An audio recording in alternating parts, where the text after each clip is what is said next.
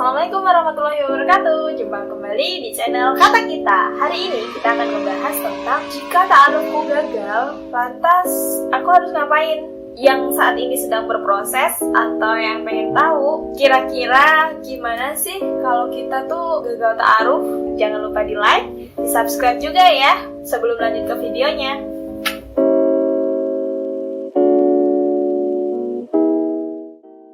Sisil nggak tahu ya, kenapa di luar sana banyak sekali framing dimana ketika kita gagal ta'aruf rasanya tuh aib banget. Misalnya kita gagal ta'aruf 5 kali, berarti kita tuh ditolak 5 kali. Gagal ta'arufnya 15 kali, maka kita tuh ditolak 15 kali. Kayak yang aib banget gitu loh. Padahal nggak gitu, karena ta'aruf itu sifatnya rahasia dan hanya diketahui oleh orang-orang yang berkepentingan. Contoh, kita, calon kita, perantara kita, dan wali kita.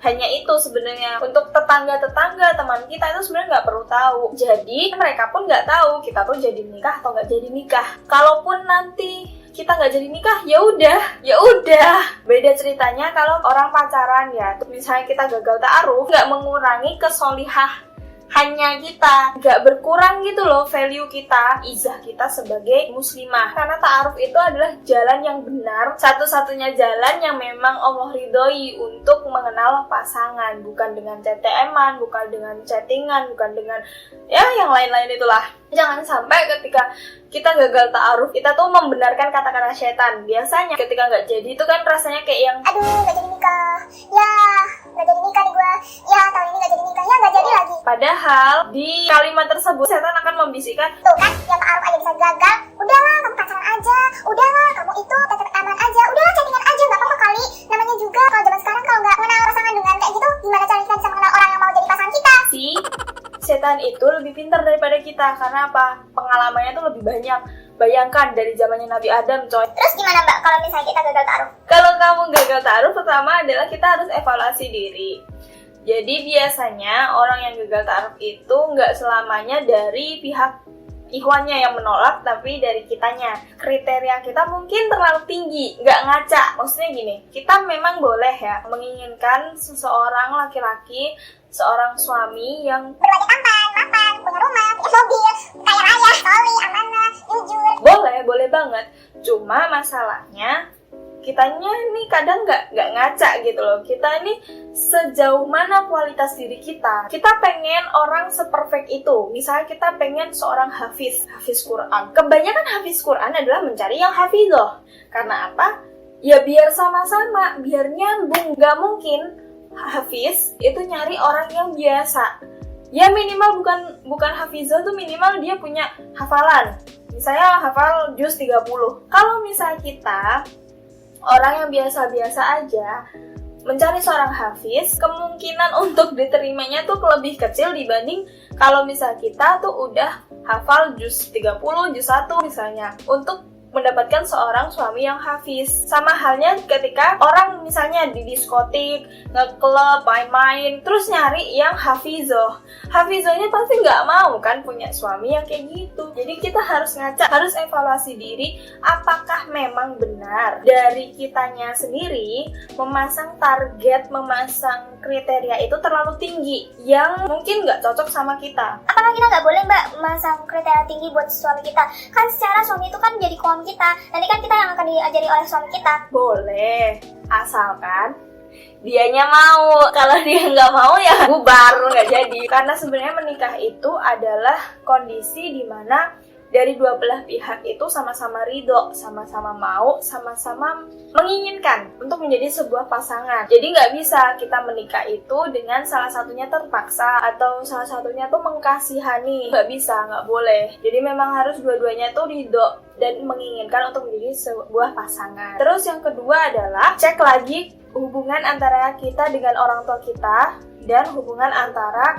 kita dengan Allah. Karena biasanya orang yang gagal ta'aruf itu salah satunya adalah ketika CV seorang ikhwan ini diteruskan ke orang tua kita ya, ke wali kita. Biasanya tuh wali kita yang nggak menyetujui. Kok bisa sih? Mungkin hubungan komunikasi kita dengan orang tua kita itu nggak sinkron. Jadi kitanya tuh pengen suami yang seperti ini, Tapi orang tua kita tuh pengen menantu yang seperti ini, seperti ini, seperti ini. Dan di antara keduanya itu tuh nggak ada yang korelasi gitu loh, nggak ada yang saling berhubungan dan nggak ada yang saling sama. Untuk teman-teman yang belum mulai ta'aruf, sebaiknya memperbaiki dulu hubungan komunikasi dengan orang tua. Karena apa? Karena untuk perempuan itu kan harus ada persetujuan wali. Maka dari itu, ketika kita akan menikah, seharusnya itu antara kita dengan orang tua kita itu udah saling klop. Oh, aku pengen menantu yang seperti ini, aku pengen punya suami yang seperti ini. Jadi dari orang tua kita tuh menyampaikan seperti ini, kita menyampaikan seperti ini.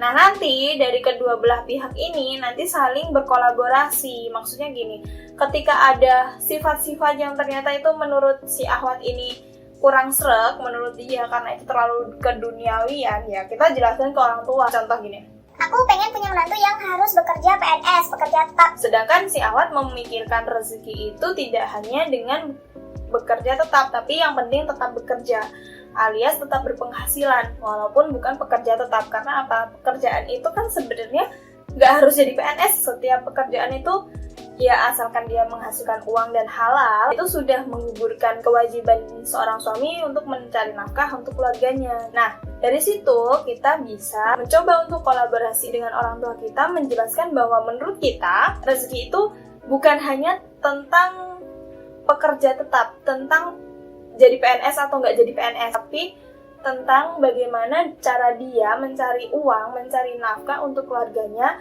dengan jalan yang halal, jalan yang baik, dan asalkan dia tetap berpenghasilan walaupun dia bukan PNS. Menjelaskan seperti itu butuh waktu sebenarnya, jadi nggak langsung instan. Selanjutnya adalah cek lagi komunikasi kita dengan Allah. Mungkin kitanya tuh kurang, connectingnya ke Allah tuh kurang, atau bisa jadi Allah tuh memang sudah menyiapkan untuk kita itu kado terbaik yang Allah simpan hingga nantinya kita bertemu dalam keadaannya sama-sama siap, sama-sama settle. Ya memang momennya tepat. Yang ketiga adalah nggak usah bersedih terlalu berlarut-larut. Karena apa?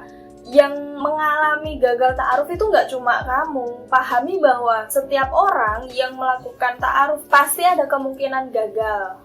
Dan setiap orang itu juga berhak untuk mencoba kembali ta'aruf berikutnya. Gak usah playing victim.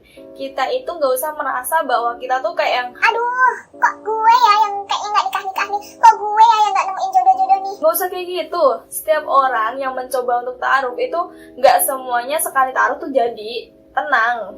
Jadi bukan kamu aja yang bakal ngerasain kayak gitu. Bahkan ketika ketemu sama suami, rasanya Alhamdulillah, kok nggak jadi nikah sama yang ta'aruf sebelumnya. jadi buat temen-temen jangan ngerasa hopeless, pantang menyerah. Kita coba lagi. Toh juga nggak bakal mengurangi izzah kita, nggak bakal mengurangi kehormatan kita kan. Nah, poin terakhir adalah tetap percaya pada Allah bahwa setiap yang Allah kehendaki buat kita, setiap yang Allah kasih buat kita itu adalah yang terbaik buat kita. Karena Allah itu yang maha tahu, dan kita itu kadang merasa itu tuh baik untuk kita, tapi itu belum tentu baik menurut Allah. Dan kita itu merasa itu tuh buruk untuk kita, tapi menurut Allah itu tuh belum tentu buruk untuk kamu. Tetap percaya pada Allah, tetap yakin pada Allah bahwa Allah itu sudah memberikan yang terbaik untuk kita bagaimanapun keadaannya kita. Toh juga ujung-ujungnya kita nanti bakal nikah, ya kan? Kalau nggak bertemu jodoh di dunia, ya pasti di akhirat nanti dipertemukan dengan jodohnya. Mungkin sekian dulu beberapa tips yang bisa aku tularkan untuk teman-teman yang saat ini merasakan gagal ta'aruf. Nggak perlu galau, karena aku pun juga pernah merasakannya. Jadi buat teman-teman tetap semangat untuk mencari jodoh, tetap semangat untuk menjemput jodoh dengan jalan yang diridhoi Allah. Oke, jangan lupa di subscribe, di like, and komen di bawah. Kira-kira pernah nggak sih teman-teman tuh ngerasain gagal ta'aruf? Terus gimana rasanya? Oke? Terima kasih. Wassalamualaikum warahmatullahi wabarakatuh. Bye-bye.